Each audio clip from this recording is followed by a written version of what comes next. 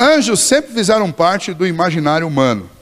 Nós gostamos de pensar em anjo. Eu dou aula de catecúmenos todos os anos para pelo menos 2 turmas. E sempre em algum momento surge uma pergunta: pastor, e anjo da guarda existe? Como é que a gente faz? Qual que é a nossa relação com o anjo? É inevitável. Eu já ouvi essa pergunta de crianças, de adolescentes, de adultos e de idosos. Todos nós temos este pensamento. Aliás, a presença dessa figura, anjo, está presente na história, ela está relatada na história de todas as raças, de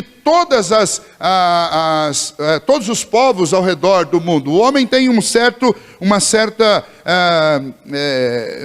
magnetismo por estas imagens celestiais, especialmente aquelas que fazem referência a anjo. Existem religiões inteiras construídas em cima de uma aparição de anjo. Por exemplo, o mormonismo é uma religião que foi criada por Joseph Smith a partir do quê? Joseph Smith era um frequentador de igreja, um jovem frequentador de igreja que estava insatisfeito com todas.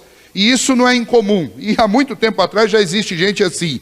E então esse Joseph Smith, insatisfeito com todas as igrejas, supostamente teve a visão de um anjo. Ele se encontrou com um anjo que ele dá o nome de Moroni. Por isso o mormonismo, né? É aquilo que veio por revelação do anjo Moroni. E então ele, a partir da revelação deste suposto anjo, ele cria uma religião que hoje existe quase que no mundo inteiro. Existe por aí, você vai encontrar religiões propondo culto a anjos, você vai encontrar uma série de misticismos e de folclore envolvendo a questão do anjo da guarda, entre aspas, simpatia para atrair anjo, oração para trocar de anjo, porque o seu anjo está muito fraco, anjo do dia, você acha todo tipo de coisa envolvendo o anjo por aí. As pessoas têm uma relação extremamente mística e muito folclórica com o anjo. E quando se fala anjo, se pensa em algo do céu.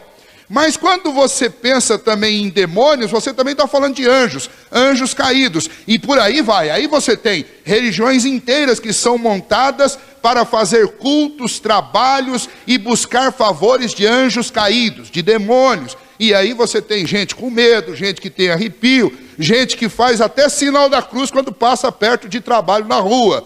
E então você tem religiões que promovem sexta-feira da quebra de maldição, de espanta olho gordo e por aí vai. E então significa que tanto com anjos, pensando em anjos do céu, quanto com anjos caídos, o ser humano vive uma relação extremamente mística e muito complexa com essa figura, sem sequer saber muita coisa sobre ela. Nós sabemos muito pouco, e graças a Deus que nós sabemos pouco, porque quanto mais nós soubéssemos, mais o nosso coração idólatra iria nos inclinar para buscar culto a estes seres diferentes de homens não terrestres. E então, aqui não é diferente. Os judeus tinham uma veneração por anjos. Os anjos tinham trazido aquelas tábuas da lei, segundo eles. E então, o argumento do autor aos Hebreus é mostrar que o judaísmo não era bom em comparação ao cristianismo, porque o cristianismo adora e serve aquele que é não só a revelação superior, mas aquele também que é superior aos anjos. E é isso que ele está falando. A partir do versículo 5, que nós vamos ter, é uma coletânea de textos do Antigo Testamento, falando que o próprio livro que os judeus seguiam, mostrava que aquele que viria, o Cristo que viria, era superior aos anjos. Em outras palavras, a tática do autor é fazer o seguinte: eu vou usar o livro de vocês, e diferente de nós cristãos do século 21, os judeus seguiam o Antigo Testamento, e eles liam, eles conheciam, e era a única regra de fé e de prática deles. Eles não negociavam. Então, se você quisesse convencê-los de alguma coisa, uma boa estratégia era buscar os seus argumentos dentro do próprio livro deles. E então o autor aos Hebreus vai fazer isso. Ele vai fazer uma série de citações do Antigo Testamento que mostram que Cristo é superior aos anjos. Em outras palavras, eu vou convencer vocês com as próprias informações que estão nos livros ou no livro de vocês. E é isso que ele vai fazer, é isso que nós encontramos aqui através deste texto. Vejamos então. O que o autor faz? O autor vai fazer pelo menos 4 comparações para mostrar que Jesus é superior aos anjos. O versículo 4 nós encontramos aqui, tendo se tornado tão superior aos anjos. Você pergunta, mas por que Cristo se tornou tão superior aos anjos? Ele não sempre foi superior aos anjos?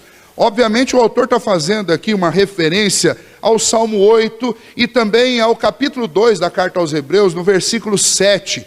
Por quê? Porque nesses dois textos, o Hebreus capítulo 2, versículo 7, é uma citação do Salmo 8, tem um texto que diz que, com referência a Cristo, que ele foi feito por um pouco inferior ou menor do que Deus.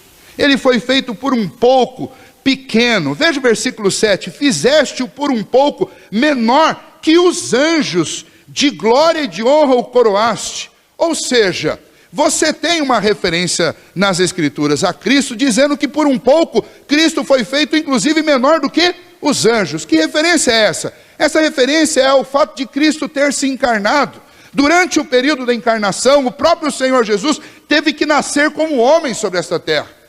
E então, não há um questionamento ao fato de que anjos são seres superiores, porque são seres celestiais. Anjos que não caíram são seres que estão revestidos de santidade, de majestade, não a majestade de Deus, mas em relação à nossa vida pecaminosa, eles estão numa condição muito melhor que a nossa. E então o texto está dizendo que Cristo foi posto numa condição inferior a eles por algum tempo, quando ele se encarnou e recebeu esta nossa carne, quando ele se tornou verdadeiramente homem. Mas o texto não para aí, o texto diz que durante um tempo ele foi feito inferior, menor do que os anjos, mas quando ele ressuscitou, ele volta para o céu, ele assume o seu posto e ele se torna tão superior aos anjos quanto herdou mais excelente nome do que eles. Ou seja, na sua ressurreição, ele ressurge de entre os mortos como o Rei dos Reis, o Cordeiro de Deus, o Leão da tribo de Judá. Não é só uma questão de voltar a assumir o trono, voltar ao trono do governo do universo, voltar ao assento da majestade da sua glória. É também agora um nome sobre todo nome, porque ninguém fez o que ele fez. E então ele vai começar a partir do versículo 4, introduzindo esse assunto anjo, mostrando se Cristo foi inferior aos anjos, foi por um pouco tempo, quando ele veio realizar uma obra que nenhum anjo fez, e que nenhum homem fez, e por isso ele é superior a tudo e a todos. Ele é superior, Cristo deve ser adorado.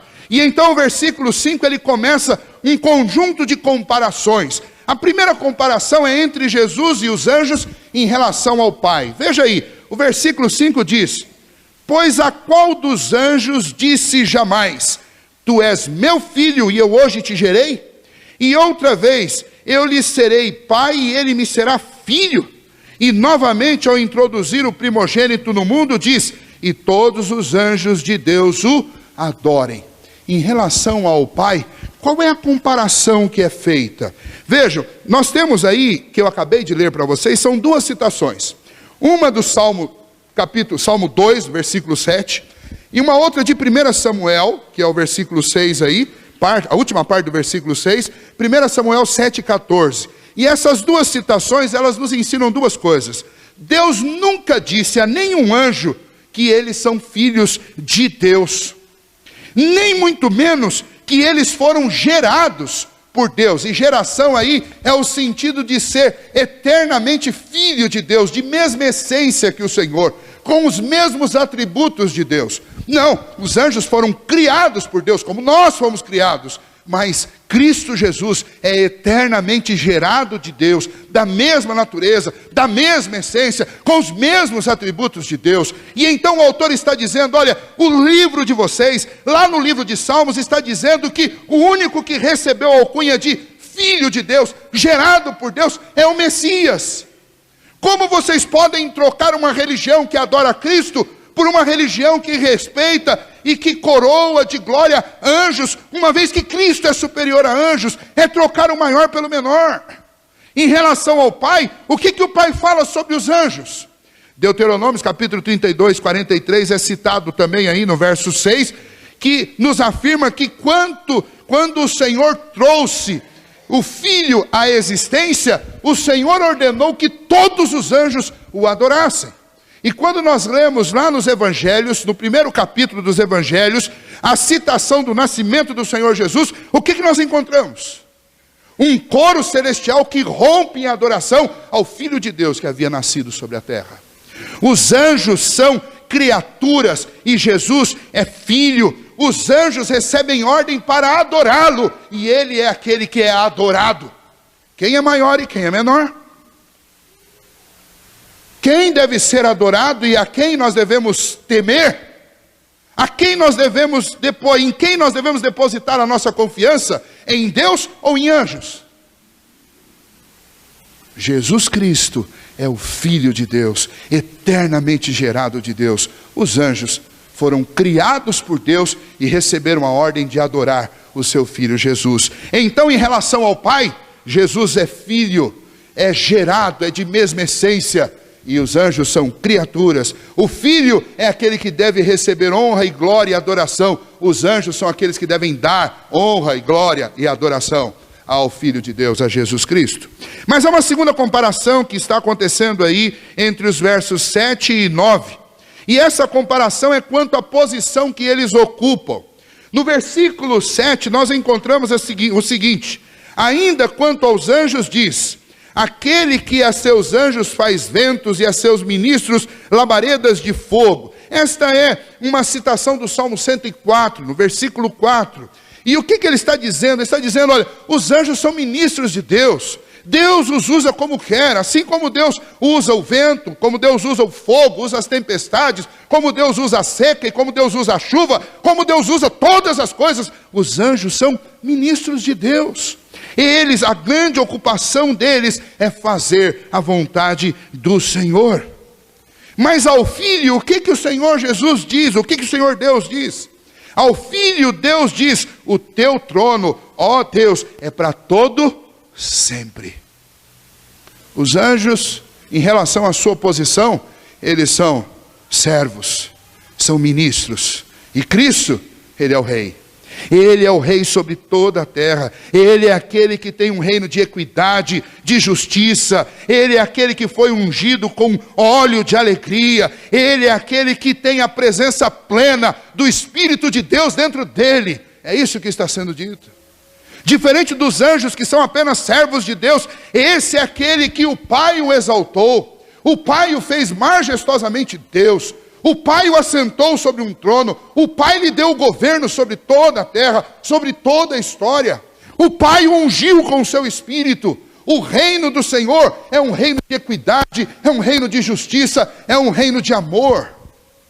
E então o autor está dizendo: vocês querem adorar a anjos? Vocês querem ficar com medo de anjos? Eu aconselho vocês que vocês não mudem da religião que vocês aprenderam do cristianismo para o judaísmo, porque é trocar o maior pelo menor, é trocar o rei pelos servos.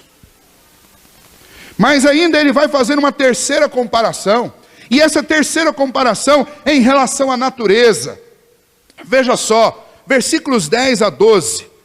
No princípio, Senhor, lançaste os fundamentos da terra, e os céus são obras das tuas mãos. Eles perecerão, tu, porém, permaneces. Sim, todos eles envelhecerão qual veste, e também qual manto os enrolarás, e como vestes serão igualmente mudados. Tu, porém, és o mesmo, e os teus anos jamais terão fim. Ora, essa é uma citação do Salmo 102, do versículo 25 até o versículo 27. E nessa citação é dito o seguinte: que quanto à natureza, Jesus é eterno e imutável. Mas todo o resto da criação, incluindo os próprios anjos, todos eles são mutáveis. São mutáveis. A Bíblia diz que a terça parte dos anjos foi seduzida por Satanás, e juntamente com Satanás, com Lúcifer, e eles caíram. Significa que eles mudaram.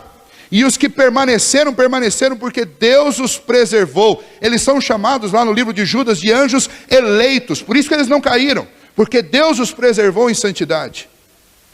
Mas os anjos são mutáveis. Todo o resto da criação é.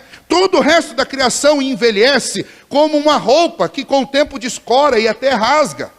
Tudo o resto fica enrugado. E os anjos são parte desta criação. Em relação à natureza de Deus é uma natureza, a natureza de Cristo é uma natureza eterna. E a natureza de Cristo é uma natureza imutável. Mas todo o resto da criação se envelhece, todo o resto da criação se corrompe, todo o resto da criação pode mudar. Cristo não. Por que eu devo adorar a Cristo? Eu devo adorar a Cristo porque Ele é infinitamente superior a tudo mais que foi criado, inclusive os anjos. E então, o autor está dizendo, vocês estão na verdade, não abandonem a verdade pela mentira. Não abandone aquele que tem autoridade por aqueles que servem.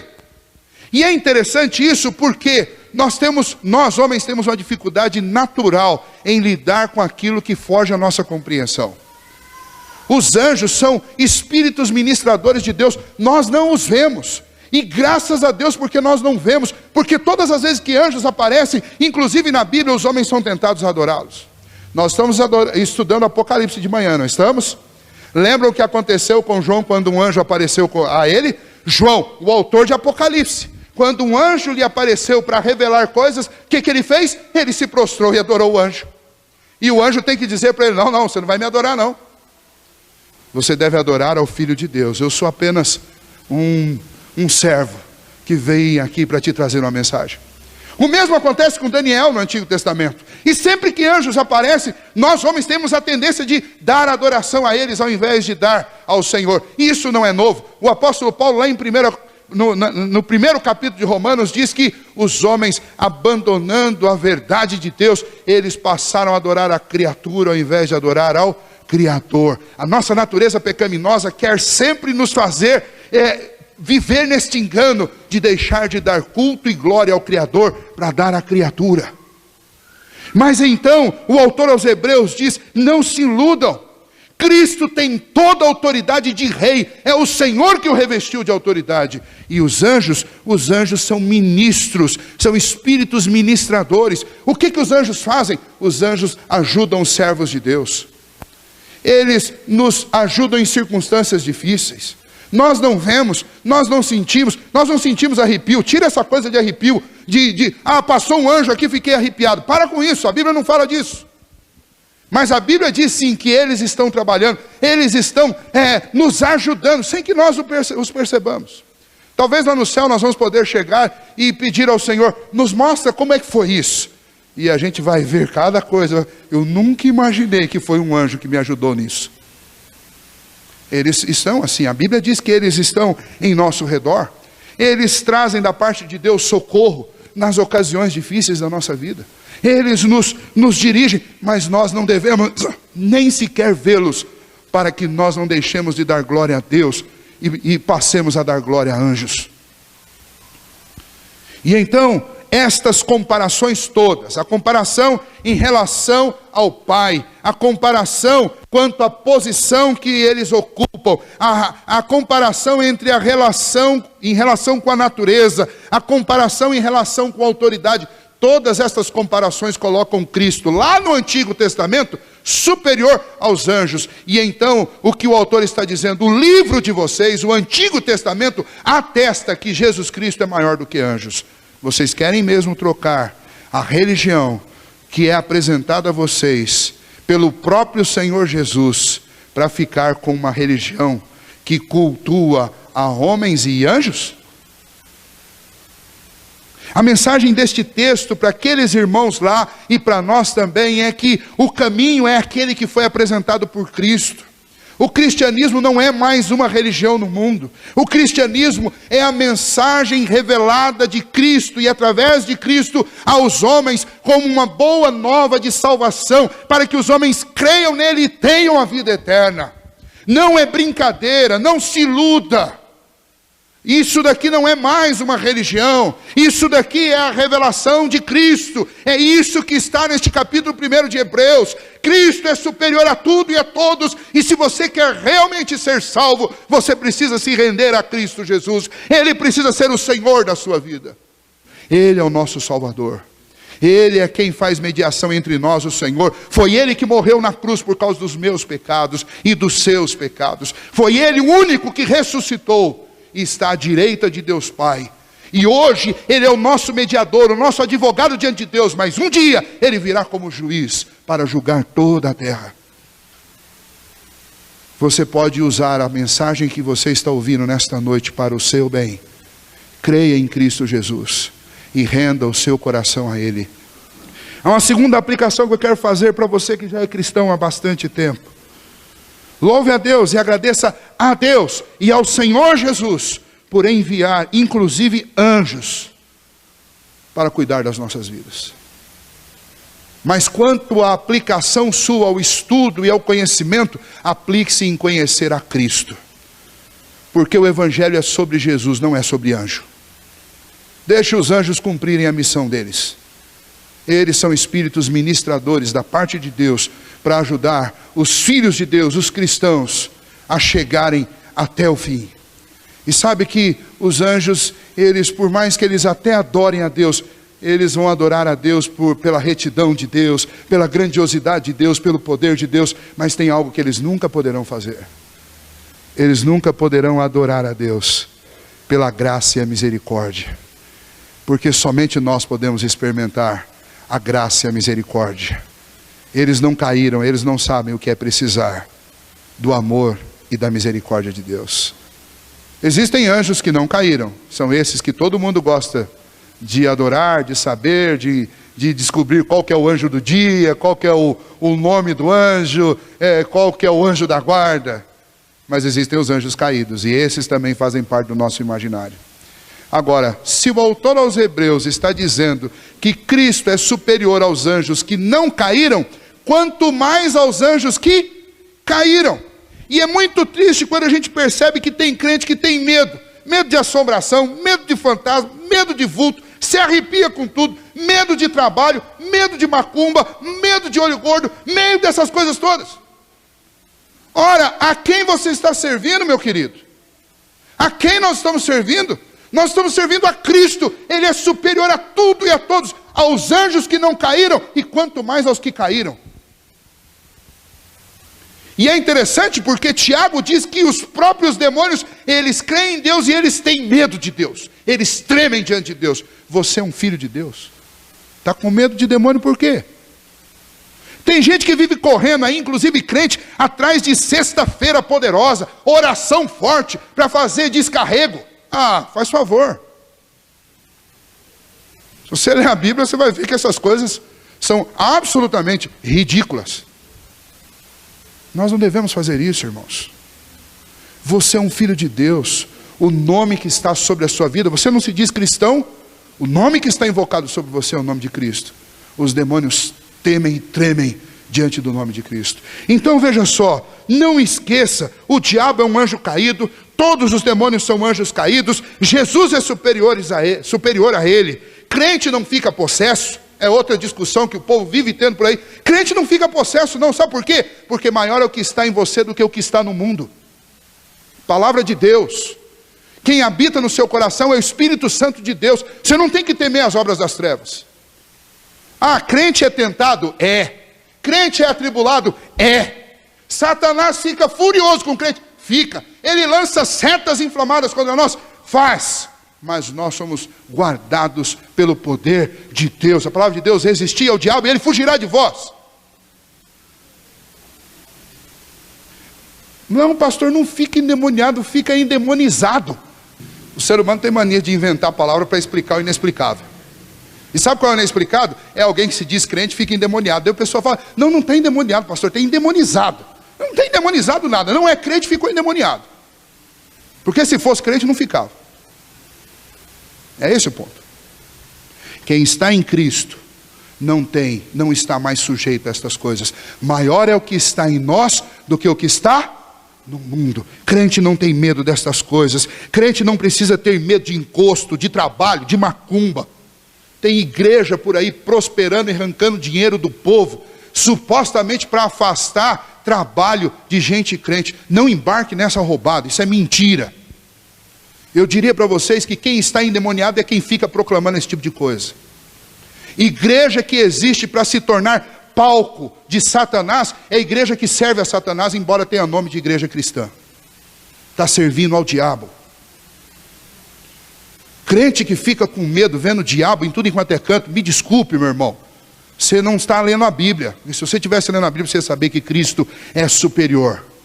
Então você não precisa ficar com medo do inimigo. Você não precisa ter medo de vultos, assombrações. Você não precisa ir atrás desses falsos profetas que existem por aí, profetizando quebra de maldição. Toda a maldição foi quebrada na cruz do Calvário, quando Cristo assumiu o nosso lugar e levou sobre si todos os nossos pecados, todas as maldições que eram contra nós. Ele levou todas as nossas enfermidades, Ele levou sobre si tudo o que era nosso. Ele morreu a nossa morte para que nós vivêssemos a vida dele, e a vida de Cristo não é uma vida amaldiçoada. Quem prega a maldição de crente está mentindo, e também não lê a Bíblia, porque se lesse não falava isso.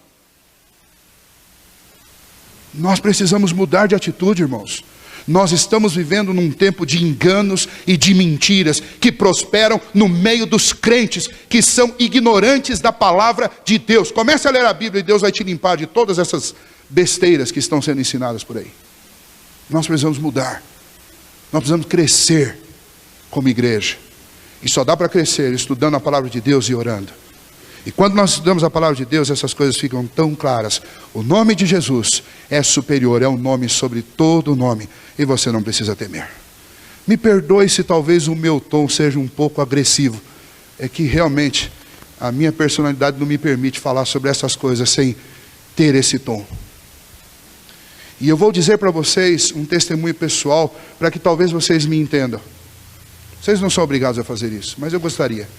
Eu vivi enganado e iludido dentro de religiões assim, durante os primeiros 14 anos da minha vida. E cada vez que eu leio um texto desse daqui, eu lembro de uma enxurrada de lembranças que hoje me causam vergonha e me fazem sentir o ridículo daqueles momentos. Por quê? Porque vivia na ignorância. Ignorância de quem usa a Bíblia só debaixo do braço e aberta no Salmo 91 no criado mudo da cama, mas não gasta tempo para ler a Bíblia. E então o meu ímpeto de falar sobre essas coisas é para que você não perca seu tempo acreditando em bobagem, mas acredite na palavra de Deus e se livre de todos esses enganos, essas ilusões que são vendidas para a crendice popular aí fora.